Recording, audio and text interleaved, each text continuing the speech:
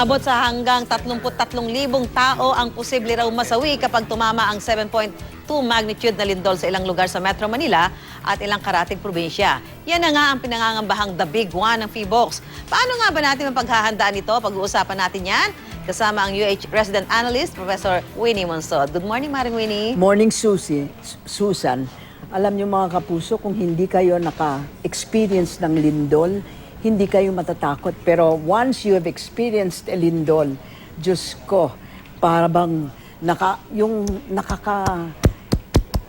ewan ko kung ano Kumakabog nangyayari. ang dibdib. No, because, when the earth beneath your feet, talagang gumagalaw at saka gumaganon pa. Sus Mariosep, naranasan ko yan noong 1970. Nagkaroon ng earthquake sa bahay ko. Nakakatakot. Tapos 1990, may earthquake tayo. Kaya yung mga bata ngayon, mga below 20 years old, wala silang, you don't experience that. And it is the best thing to do for us now. Talagang merong tayong earthquake drill para talagang hindi tayo mabibiglaan sa kung ano nangyayari. I think that the President should have a national earthquake drill.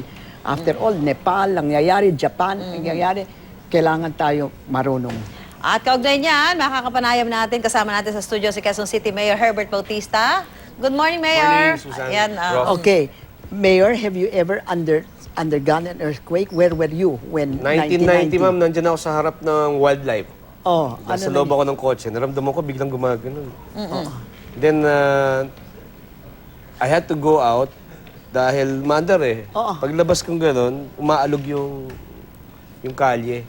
Natakot ka ba? Siyempre, ma'am, hindi ko alam kung ano. Okay, so tell me what you are Akala ko doing.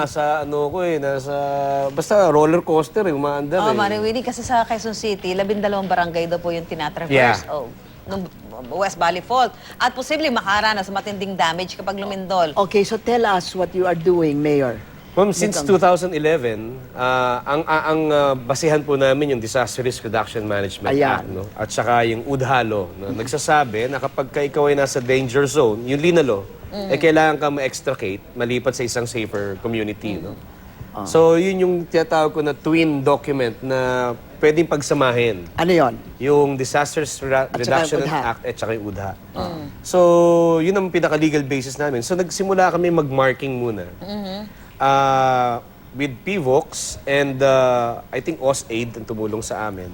Nag-mark kami ng mga kung saan talaga yung fault line. Nakita ko yan sa Bagong Silangan, yung mga Yeah. kita ko yung mga...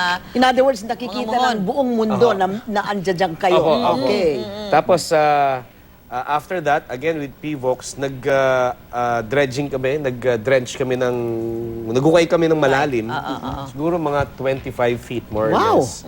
Para lang ma-identify yung growth, ano na nga ba yung movement ng earthquake. Ayun. Yung movement ng soil, ng lupa. Kailan nyo ginawa yan? 2012, I think. My goodness. Bah, prepared ka na pala. Oh. And then, kasabay po nun, from that stretch of Montalban to Bagong Silangan, to Batasan Hills, to Matandang Balara, to Pansol, to White Plains, to Blue Ridge, hanggang makarating ng Libis, hanggang makarating ng Ugong Norte, yung stretch po na yun. Varying yung society ho ron. Merong informal syempre. settler families, plus the rest are affluent families. Pareho nag-oppose initially. Nag-o-oppose ng ano? Kasi yung una, parang yung sa informal settler families, parang, teka muna, tagal na namin dito, ba't nyo kami ililipat? Di ba? Saan sila lilipat? Oo. Tinanong. So, ang in-address namin doon was NHA to give them a relocation site. Doon naman sa mga subdivisions, una nagalit sila dahil, dali lang, pababain nyo yung presyo ng lupa namin dito. Value, yung ano. Number two, property. papaano yan, nabili na namin. Kasi may na-identify po kami na nandun siya mismo sa ibabaw ng fault line. Kung ayaw nilang umalis, edi bahala na sila sa buhay nila. Yung po yung tinanong namin sa ibang mga experts, sabi nila, kapag ayaw, bigyan mo na lang ng authority na, sige, mag-retrofit kayo. Ayusin nila yung bahay nila, pagtibayin nila. Ganon. Paano ka bang retrofit na your chat on Ayun na nga top po. of the fall? Yun na nga po. Pag gumanon yun, ay wala na kayo. Kaya And then- nakita ko sa Bagong Silangan, dumaan talaga sa gitna ng bahay nila. And then, paggawa ka ng waiver. So that di ka naman pwede ituro na walang ginawa ang gobyerno to inform them. Yun. So, nandun na kami papunta na kami sa waiver. Pero sa affluent communities, tuloy-tuloy yung training namin. So that parang pati yung mga homeowners association, nagba-buyers beware kami na baka mamaya may magbenta dyan, may mag-alok, may bumili nung kung nasaan yung ano, hindi sila dapat doon. Ayun. May nag-suggest na bilhin yung, sabi naman Tani kanina, ba't di mo bilhin yung, hindi bilhin ng gobyerno yung mga mayayamang mga bahay? Bakit? I mean, sila ang bumili eh.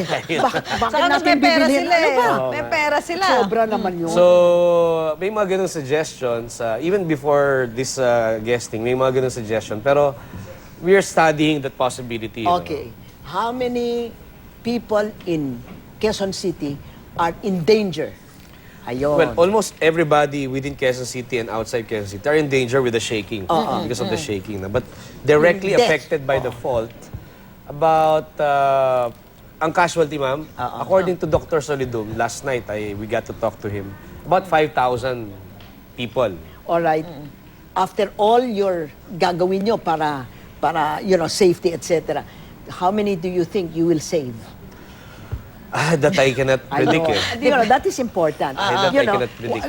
If you're working and working and working and still 5,000 people are dying, what is the point? Exactly. That I cannot predict. Meron panukala na magkaroon ng NCR-wide shutdown para sa earthquake drill. Kayo ba sang-ayon doon? Dapat Opo, kailangan.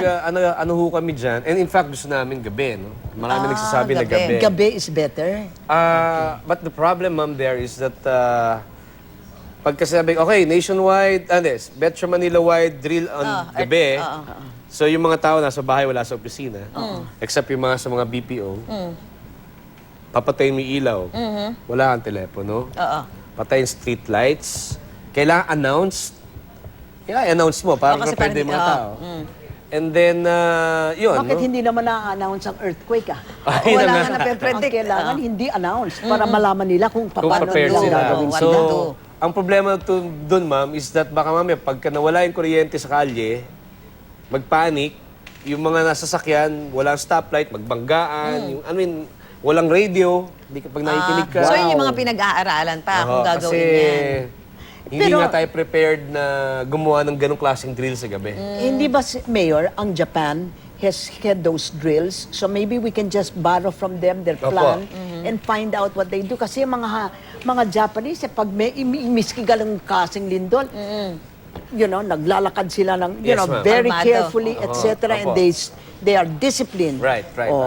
Yung sa Fukushima, we saw that sa news, talagang disiplinado yung mga tao. So don't you think you should ask Japan to help you? I think kami mga mayors, we went to Japan at yun yung training na dinaanan namin, at least for mga 1 or 2 days. Ano?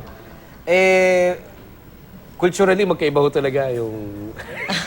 Culturally, yung mga Japan, very quiet. Tayo, panic naghihimagsik na tayo. Aba, kailangan. Importante No, we have to Totoo yan, reality understand yun eh. that. Importante lahat tayo may handaan natin yung mga kababayan natin in case Hindi na... pwedeng nagsisigawan na nag-iiyakan na lang basta. Okay. Okay, maraming salamat po, Susan, thank you, Mayor Professor Herbert Ram. Thank you Bautista. very much. Siyempre, Maring Winnie, thank you so much. You look like you're really prepared. I'm We're glad. trying our best, ma'am. Okay. I hope the other Metro Manila mayors are like that.